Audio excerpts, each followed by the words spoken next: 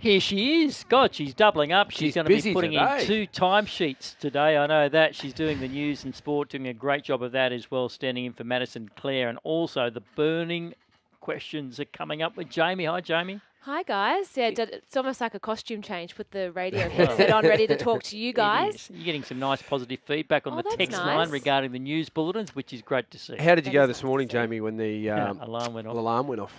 Well, I used to be a swimmer, so for me, waking up early is really not a problem. I mean, it would be nice to tell my little boy that I have to wake up early because he was yelling out apple all night. But apart from that, it was fine. I don't mind the early start. That soundproof cupboard, it works a beaut. Yeah. I'll have to try that. Of course, I'm joking, everybody, until you start. That's why you're laughing. Getting it's docs a joke. involved. Half joking. No. I was talking about something else. What? Laurie's mind's all over the place today, isn't it? Yeah, he's got Easter chocolates. He's out. I've clocked off. All right, well, I'll tell you what will bring you back. This will bring you back. We'll go to the Raiders.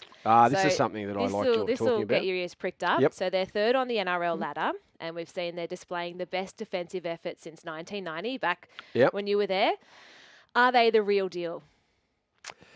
I think on what we've seen so far this year, I'd have to say yes. They've kept a couple of sides scoreless, and as you said quite rightly, they're defending better than what they have done for a while.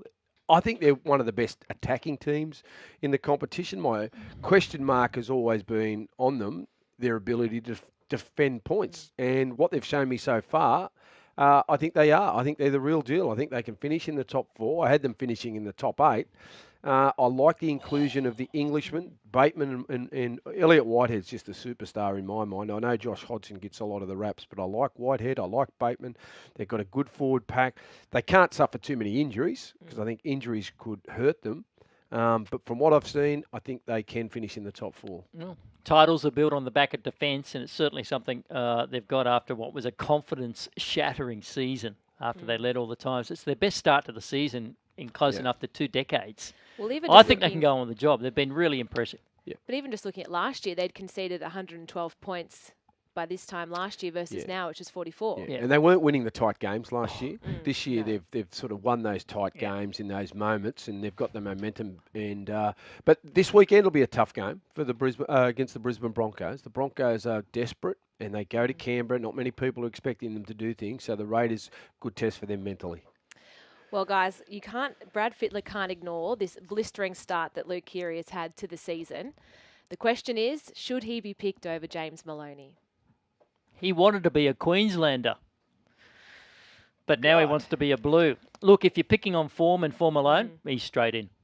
Jimmy needs to fire. This is a big 3 weeks coming up now. If he can't help turn around the fortunes of the Penrith Panthers, he'll be losing that Blues jumper. I think it's hard to deny Keary an opportunity. If you're picking the team today, he would be in it, whether it's 7 or 6. Now, you've asked me whether he would replace Maloney. He would today. But Jimmy, knowing the character he is, he's got 5 weeks to get his game going. If he gets going, I think he can hang on to that spot, and I think Nathan Cleary might be the guy under pressure. But as it stands at the moment, it'd be Keary and Cleary in the New South Wales side. Geez, that's going to be a nightmare. That's going to be a nightmare for Rabs when he's calling it. That won't be so good, will it? No, big time. So the ball's in Jimmy's court. Yeah. But it's also going to be interesting for Queensland's side. This is the first time since 2003 that one of the big 5 haven't been featured in the side. So it's a bit uncertain for them for 16 years. He needs to find a new skipper, which he needs to find some centres. They're struggling out wide. They've got Will Chambers, and I don't know who else he's going to play in the centres. He might have to play a Michael Morgan or a Cameron Munster in the centres. Munster will be 6. Or Dane Gagai. But I don't think Gagai at that level is a centre. Except for he always scores 3 tries every time he puts on a maroon jumper. He plays on the wing. Yeah, no doubt about that. All right, guys. Clint Gutherson is now officially on the market after his manager rejected Parramatta's latest offer. I find it quite baffling that we're sitting here having this discussion that he hasn't been re-signed with Parramatta. First of all, what do you guys think that he would be worth? Because he did reject the offer of $500,000. What do you think he's worth? And do you think this should have been a priority that he was already signed by now? Yes, I think he should have been a priority, but priority at a price. Again, you don't know what other clubs are willing to pay. I know what the value I would have on Clint Gutherson, and it wouldn't be 700. It'd be around that 600, 650, and I wouldn't be budging from that. He's more vital than just that price tag at Parramatta. He's a massive club man. He's terrifically popular with the fans, and seems to be a clean skin at this stage. I take all that into account. He's definitely north of 600,000. When you think Anthony Milford's getting $1 million and failing to fire, Ben Hunt's justified his 1.2. It all depends what he'll get 600. He'll get 650 anywhere. Yeah, he'll get because clubs are needy, greedy, and desperate. Someone will. So if he can get 650 somewhere else, for my mind, he deserves 650 at Parra. I think he wants north of that though. That's the problem. Yeah, he wants 700 plus for 4 years. So I'm saying he's a 650 player every day of the week to Parramatta. To Parramatta. Well, I don't know whether he's who are they shifting him on to get? Well, he's not worth 650 to a Brisbane Broncos. When you look at the Brisbane Broncos lineup. Geez, I don't know about that now. Mate, I don't see him. Well, I don't like their 650 6 or 7. to that. No, well, he's not a 6 or a 7. And their one's going bad. But I think, look at the Canberra Raiders. I mean, Nickel Clockstad, he'd be on minimum wage.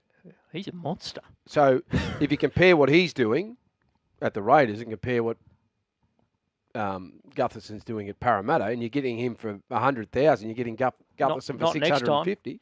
No, probably not. But that's how you got to weigh it up. That's how you go through your roster, and build your list. You got to work out the key positions. He's tight. Don't worry about him, Jamie. He's tight. No, I'll pay for a superstar. I'll pay for a superstar, but I wouldn't be budging if I don't think they're a superstar. He's not an Origin player, but he's definitely worth 650,000. Well, let's go over to the world of cricket, guys. And Kerry O'Keefe has urged selectors to stick with the opening pair of Aaron Finch and Usman Khawaja at this year's World Cup, pushing David Warner down to the number 3. Do you think this would be the right move? I don't. I think you've got Warner in the squad. He's a game breaker. He can win it in the first 15 overs for me. You select Warner as your opener. No brainer. Finch opens with Warner and Usman Khawaja, he'll bat at 3. Smith will bat at 4. I don't think Kerry had Smith in his squad at 15. No, he didn't. Well, he's not playing great at the moment, Steve Smith. But you think, I just think back to like footy analogies or Tiger Woods analogies. You're a champion. Put him in that environment. Put him on the big stage. They'll respond for you. He'll fire. Well, speaking of champions, let's move over to the racing world. And as we know, Winx is officially going to stud. Now that we know that she's going to have another career as being a mum, who do you think she will go to? Oh, jeez. I'm not a breeding expert. A colonial stallion, there you go. Won't go overseas. She's never been on a plane, Jamie. No, which is interesting, isn't it? So she's not going to Frankel. And Frankel's not coming here. No. Well, if you're in charge... I don't know, mate. I don't know. I don't know. I don't want to... I don't know. They're knocking down the door. Yeah. I'll tell you what like I did Laurie find. at the private bin in the old days. I'll tell you what I did find interesting yesterday was Widden Stud confirming Let me trapeze artist. $90,000. 90,000 or 99,000 with GST. Yeah. Which just seems a bit remarkable for. It's actually the highest fee ever set for an Australian raced freshman stallion, which is pretty incredible, isn't it? Good morning to Anthony and Katie. Thompson up there at Widden, so you think they're charging too much now? I just thought for they brought us our breakfast every morning. Well, bought you boys bacon breakfast, and not me. egg rolls. God bless them, and the wine. Say it quickly. And the food. 90. No. No, I just thought it was just a very interesting amount. It's very high for a first season. Yeah, trying to make that sexy first season sire. $90,000 plus GST for trapeze artists. Thank you very much, Jamie. Thank you, Jamie. guys. We'll see you Over soon. to the news. Yep.